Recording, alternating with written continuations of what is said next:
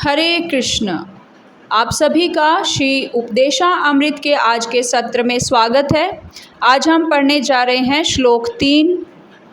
उत्साहात् निश्चयात् धैर्यात् तत्तत् कर्म प्रवर्तनात् संगत्यागात् सतो वृत्ते षड्भिर्भक्ति प्रसिद्ध्यति।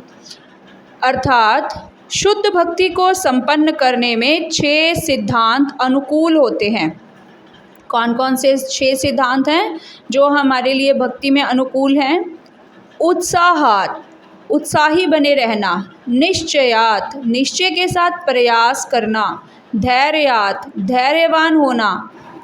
तत्तत् कर्म प्रवर्तनात्, नियामक सिद्धांतों के अनुसार कर्म करना। यथा श्रवणम कीर्तनम विष्णु स्मरणम पाद सेवनम अर्चनम वंदनम दास्यम साख्यम आत्म निवेदनम। तो ये 9 भक्ति के जो पद हैं, तो हम इनके हिसाब से अगर चलें तो भक्ति में क्या कर सकते हैं, आगे बढ़ सकते हैं। भगवान श्री कृष्ण का श्रवण करना, कीर्तन करना, स्मरण करना।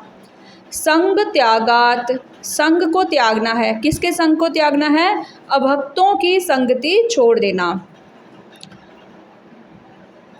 संग त्यागत सतोवृत्ति, सतोवृत्ति का क्या अर्थ है? पूर्ववर्ती आचार्यों के चरण चिन्हों पर चलना। तो ये 6 जो हैं सिद्धांत हैं। षड्भिर भक्ति प्रसिद्ध्यति, तो अगर हम ये 6 सिद्धांतों का पालन करते हैं तो ये अनुकूल होते हैं हमारी भक्ति को आगे बढ़ाने में।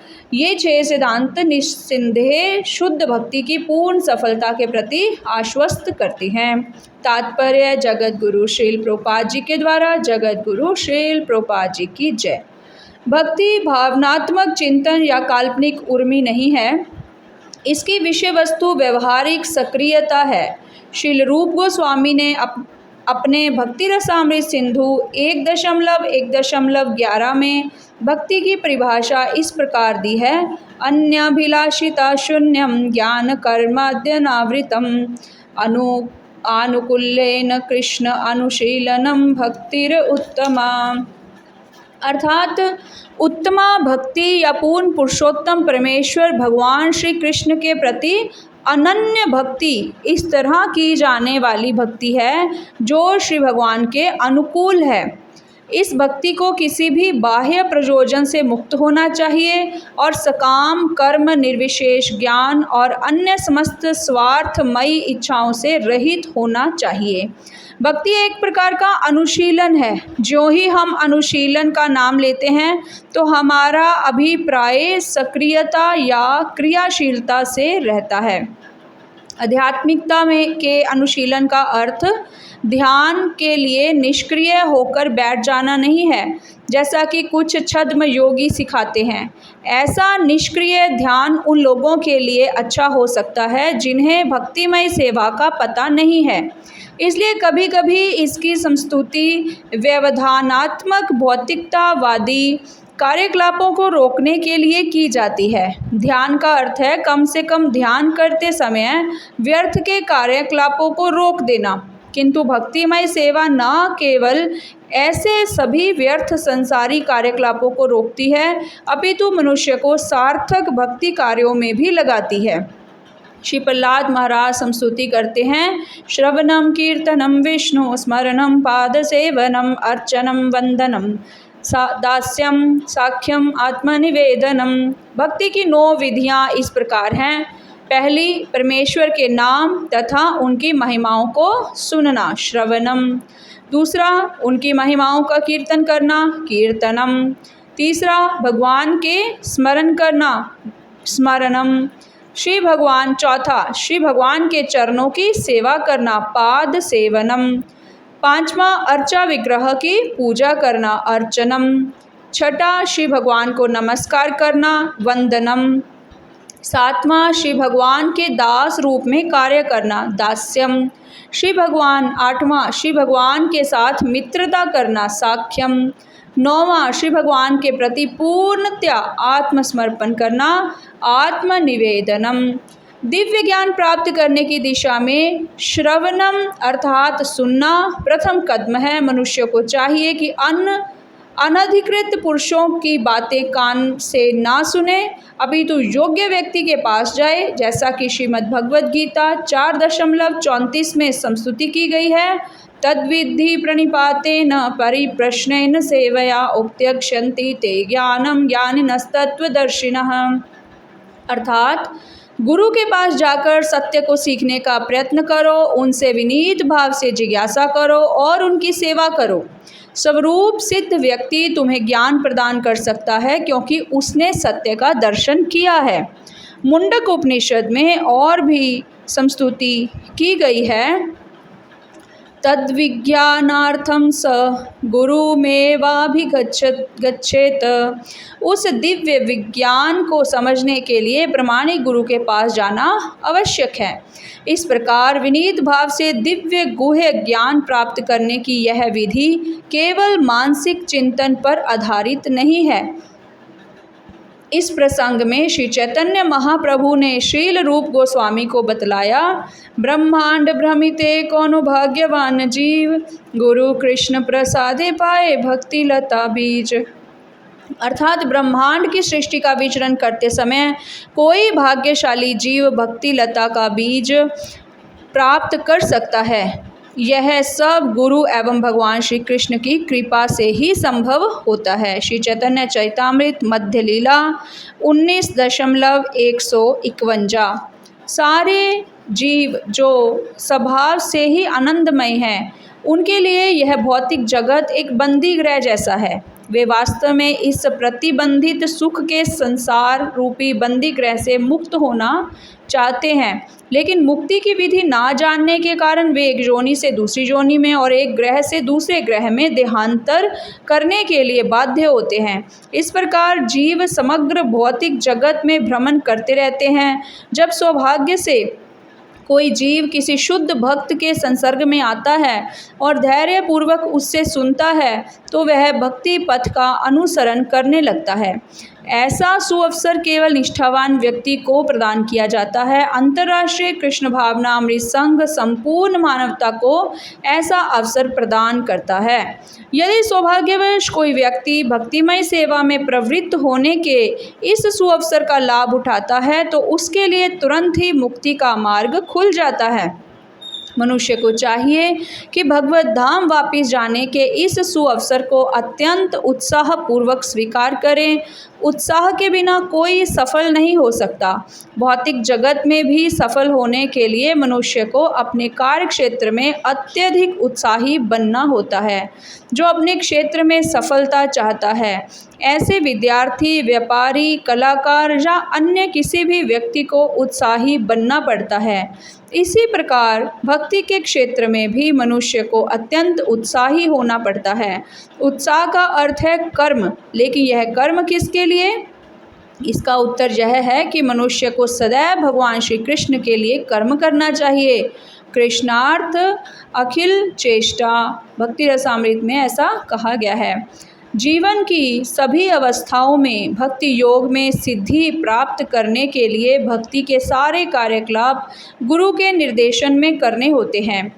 ऐसा नहीं है कि मनुष्य को अपने कार्यकलापों तक ही सीमित रहना होता है या उन्हें संकुचित करना पड़ता है।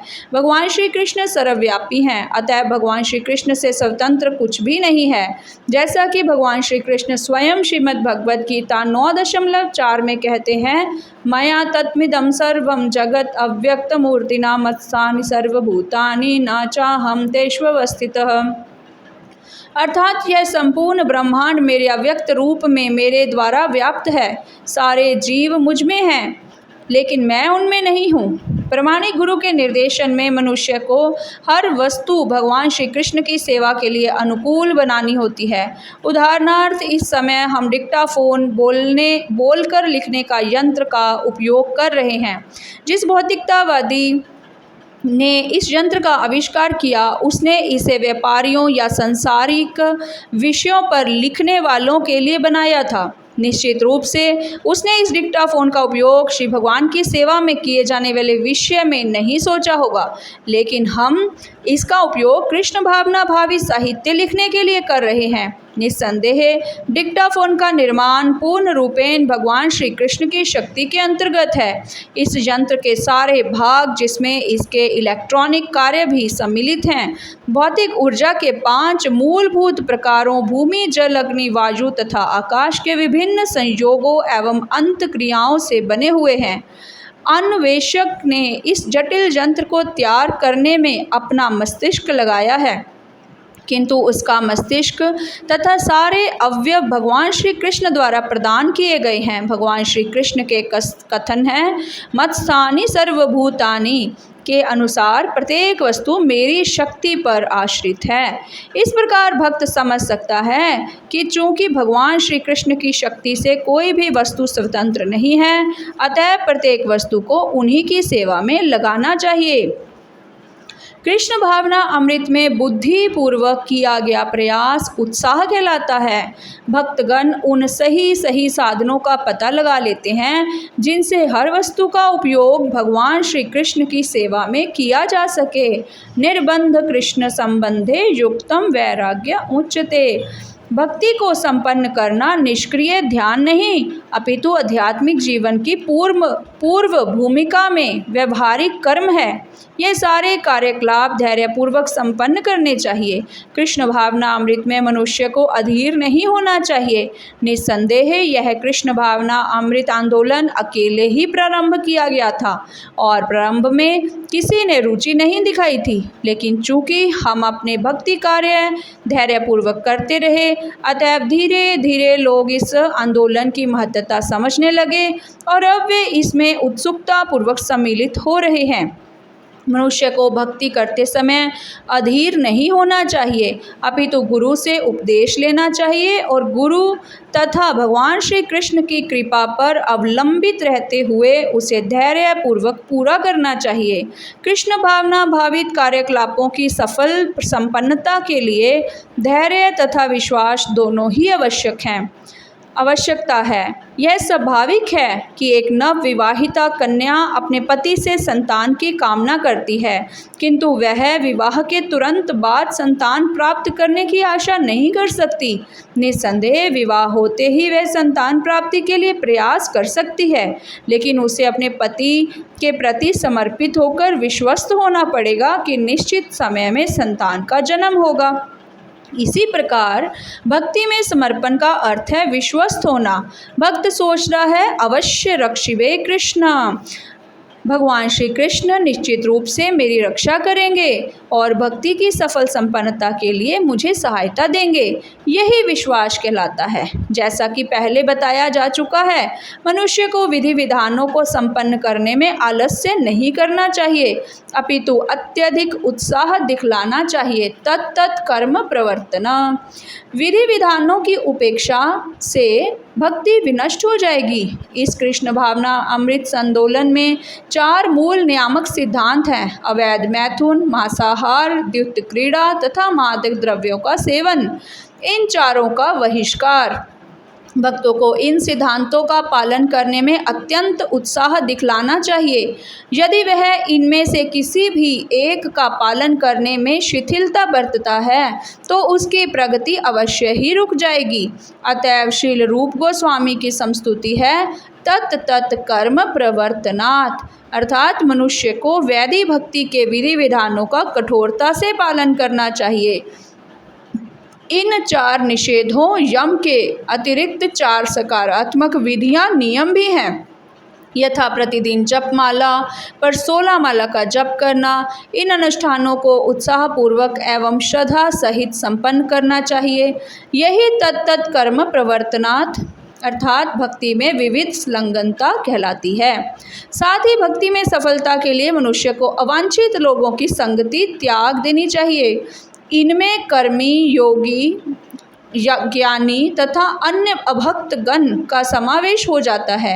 एक बार श्री चैतन्य महाप्रभु से उनके एक ग्रस्त भक्त ने वैष्णव मत के सामान्य सिद्धांतों एवं वैष्णव के सामान्य नित्य कार्यकलापों के विषय में पूछा, तो उन्होंने तुरंत उत्तर दिया था, असत संग त्याग, अर्थात असत संग त्याग यही वैष्णव आचार, अर्थात वैष्णव वह है जो संसारी लोगों या अभक्तों की संगति छोड़ दे। अतएव श्रील नरोत्तम दास ठाकुर ने संस्तुति की है, तांदेर चरण सेवी भक्त सनेवास। मनुष्य को शुद्ध भक्तों के संग में रहना चाहिए और पूर्ववर्ती आचार्यों षड गोस्वामियों यथा श्रील रूप गोस्वामी, श्रील सनातन गोस्वामी, श्रील रिजीव गोस्वामी, श्रील रघुनाथ दास गोस्वामी, श्रील गोपाल भट्ट गोस्वामी तथा श्रील रघुनाथ दास भट्ट गोस्वामी द्वारा निर्धारित किए गए विधि विधानों का पालन करना चाहिए। यदि वह भक्तों की संगति करता है तो अभक्तों के साथ रहने का अवसर ही नहीं आता।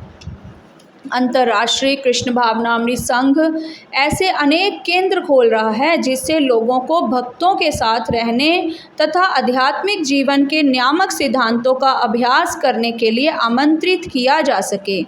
भक्तिमय सेवा का अर्थ है दिव्य कार्यकलाप।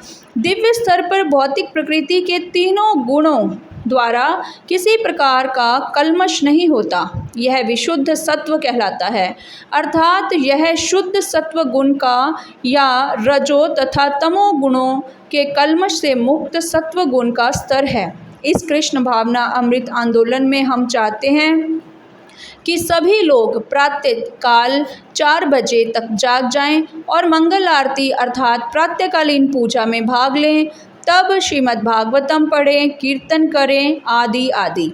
इसी प्रकार हम नित्य 24 घंटे भक्ति के कार्यकलापों में संलग्न रहते हैं।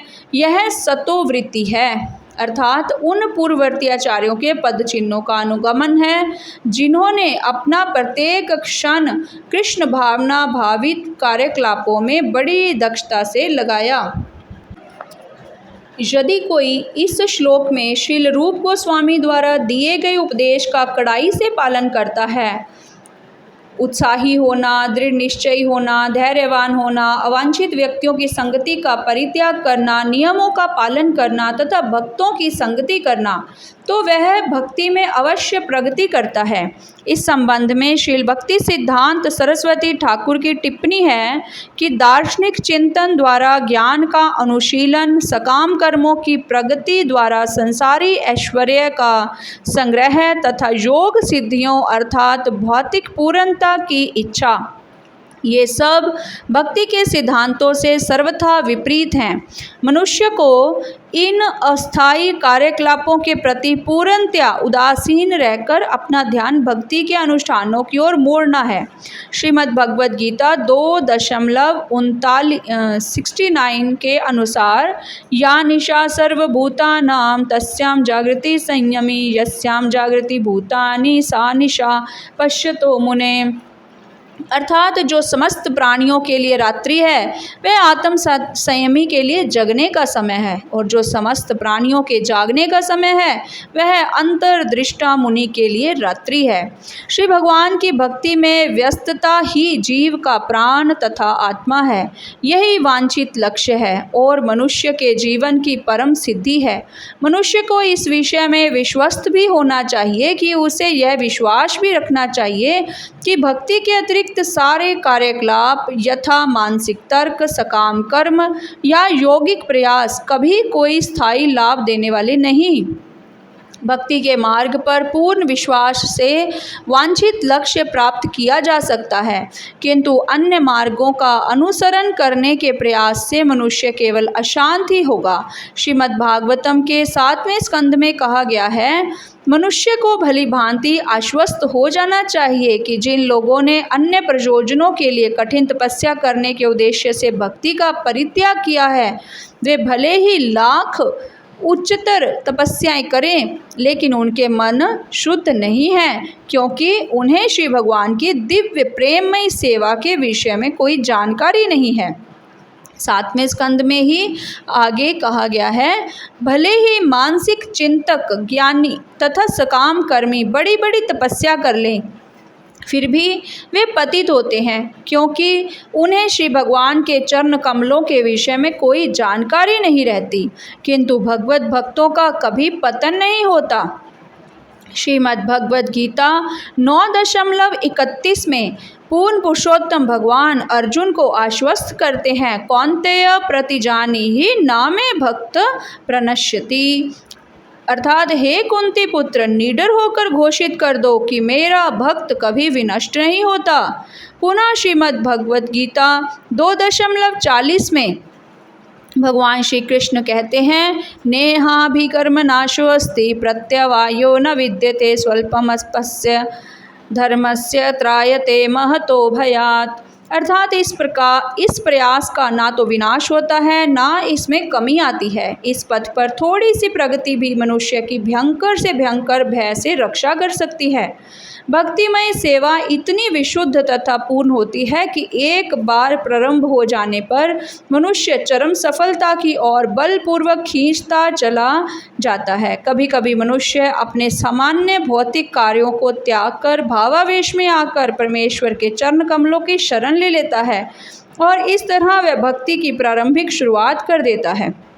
यदि ऐसा अपरिपक्व भक्त पतित हो भी जाता है तो उसकी कोई हानि नहीं होती। दूसरी ओर ऐसे व्यक्ति को क्या लाभ होता है जो वर्ण तथा आश्रम के अनुसार नियमित कर्म तो करता है लेकिन भक्ति नहीं करता। पतित भक्त का अगला जन्म किसी निम्न कुल में क्यों न हो, किंतु फिर भी उसकी भक्ति फिर से वहीं से प्रारंभ हो जाएगी जहाँ उसने छोड़ी थी।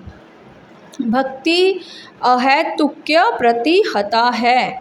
यह ना तो किसी संसारी कारण का फल है, ना ही इसे किसी भौतिक अवरोध से स्थायी रूप से कम की जा सकती है।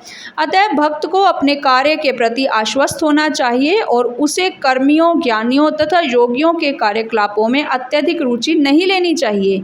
निस्संदेह सकाम कर्मियों, ज्ञानियों तथा योगियों में अनेक सद्गुण होते हैं, लेकिन भक्त के चरित्र में सारे सद्गुण स्वतः विकसित हो जाते हैं। इसके लिए बाह्य प्रयास नहीं करना होता।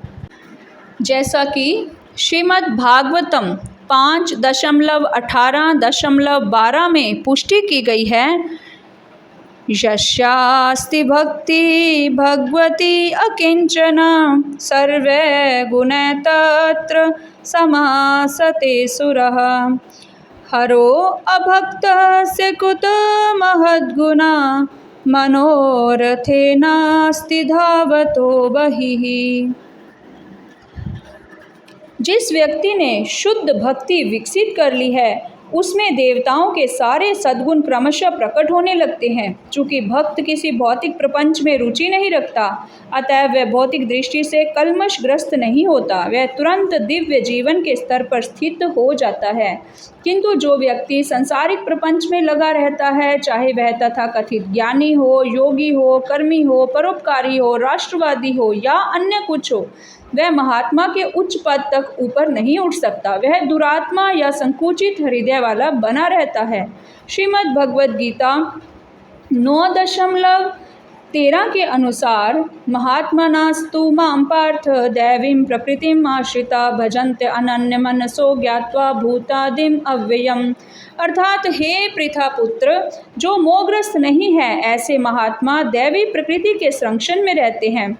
वे पूर्णतया भक्तिमय सेवा में निमग्न रहते हैं क्योंकि वे मुझे आदि एवं अविनाशी पूर्ण पुरुषोत्तम परमेश्वर के रूप में जानते हैं। चूँकि सारे भगवत भक्त उनकी परम शक्ति के संरक्षण में रहते हैं, अतएव उन्हें भक्तिमय सेवा के मार्ग से विचलित होकर कर्मी, ज्ञानी या योगी के पद को ग्रहण नहीं करना चाहिए। यह उत्साहान निश्चयात धैर्य तत्त कर्म प्रवर्तनात् अर्थात धैर्य तथा विश्वास के साथ भक्ति के नियमित कार्यों को उत्साहपूर्वक संपन्न करना कहलाता है। इस प्रकार मनुष्य बिना व्यवधान के भक्ति में प्रगति कर सकता है। हरे कृष्ण हरे कृष्ण कृष्ण कृष्ण हरे हरे, हरे राम राम राम हरे हरे, हरे कृष्ण कृष्ण कृष्ण हरे हरे, हरे राम राम राम हरे हरे, हरे कृष्ण कृष्ण कृष्ण हरे हरे, हरे राम राम राम हरे हरे, हरे कृष्ण।